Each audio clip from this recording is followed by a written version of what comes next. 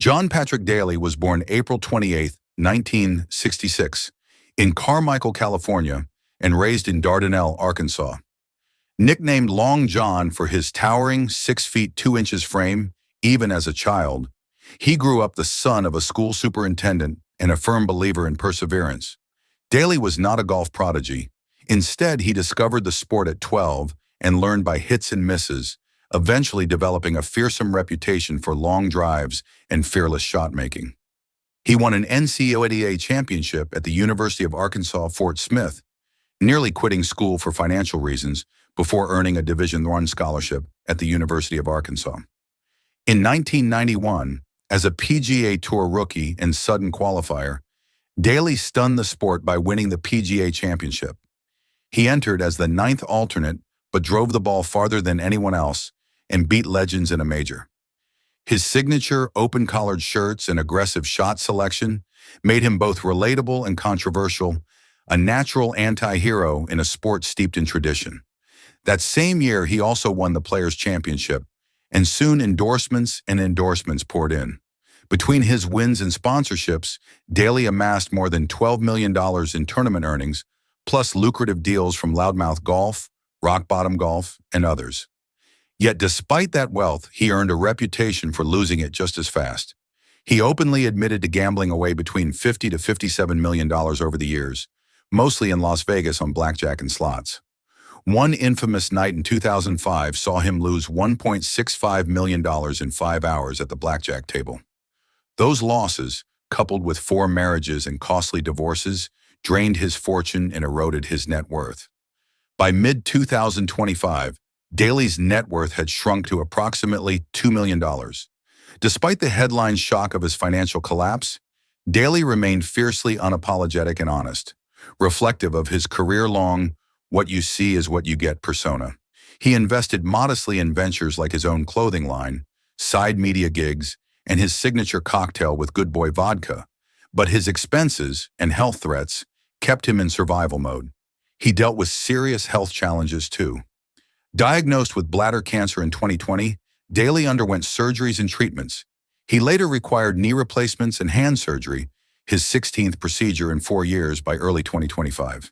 Yet he often publicly joked he was like Lazarus, always coming back despite setbacks. That attitude made his cameo in Happy Gilmore too feel like poetic justice. In summer 2025, Daly appeared in the Netflix sequel as himself, living in Happy Gilmore's garage, slouching in loud golf khakis, giving sage advice to Adam Sandler's character. He mingled on the red carpet at the premiere with Adam Sandler and other celebrity athletes in a film stuffed with cameos from golf legends and sports stars.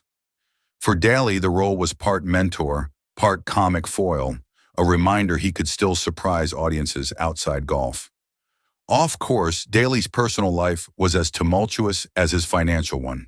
He was engaged to Anna Kladakis since 2014 after 4 prior marriages. Kladakis, a former Hooters promotional director turned bar owner, has been his longest partner. Together, they weathered trauma, health scares, public criticism, and moments of reconciliation, though marriage never materialized. Daly was also a father to several children, including Little John II, who plays elite amateur golf and often teams with his dad for fun.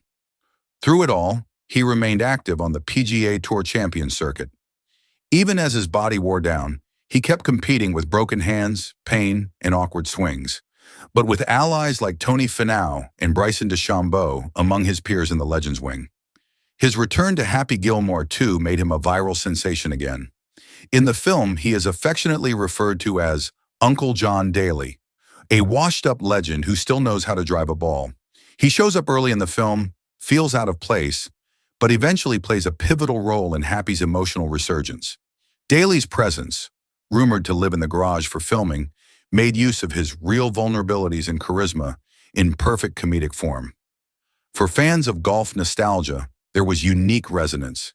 Daly stood alongside Jack Nicklaus, Rory McIlroy, Scotty Scheffler, and other pros walking the course in the film. But while others played minor cameos, Daly's scripted involvement elevated him to scene stealer status. And while his golf swing no longer intimidates young toursters, His personality still resonates as the sport's own rebel with a cause. His emotional honesty also won him admiration. Daly never claimed riches or fame would last forever. He lost tournaments, love, money, and sometimes dignity, but held on to ego, narrative, and recovery. He survived cancer and surgeries, kept playing, and didn't hide financial losses in silence. He turned them into cautionary tales. Daly's legal and personal story sparked intense conversations about lifestyle, fame, and self-destruction. Fans debated, was Daly reckless or honest, charismatic or careless? His downfall was public, his recovery even more visible. By embracing cameo roles in circus-style media moments like the Happy Gilmore 2 premiere, Daly reaffirmed he was still marketable, even if he was no longer wealthy. His legacy remains in contradictions. He reshaped golf fashion with neon plaid pants, made the long drive legendary in an era of measured swing coaches, and brought blue-collar grit to elite amateur sport. He simultaneously won 2 majors while smashing through glass ceilings of decorum. His missed tee shots sometimes echoed louder than his wins, but his authenticity stayed intact. Despite financial losses, his endorsements and personality ensured his name continued to sell in movies, exhibitions, games, appearances, and merchandise. His story, once cautionary, now represents survival. He came back on the big screen, on network interviews, and in golf competitions as himself, broken, battered, but alive. In the end, John Daly's journey from unpredictable rookie underdog to major champion, gambling cautionary tale, cancer survivor, and unexpected Hollywood side character is a testament to reinvention. He lost wealth, marriages, and body parts, but kept his persona, his connection to fans, and a swagger intact. His cameo in Happy Gilmore 2 felt less like stunt casting than a homecoming, and a reminder, fate may change, but characters like Daly never fade.